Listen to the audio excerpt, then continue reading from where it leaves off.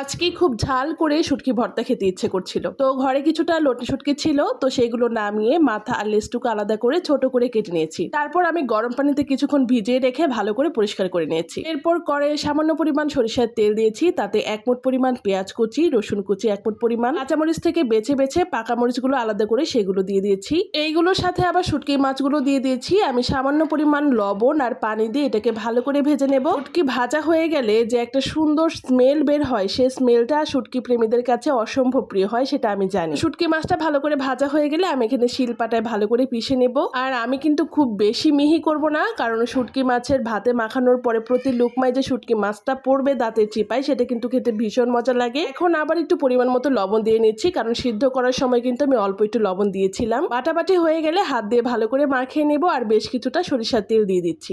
Edit করার সময় কিন্তু আমার জিভে পানি চলে আসছে, কি বলবো তোমাদের। আর এই পাটায় মাখা ভাতের 1 লোকমাটা তোমাদের জন্য। একদিন অবশ্যই এইভাবে বানিয়ে খাবে, আমাকে বলবে কেমন লেগেছিল।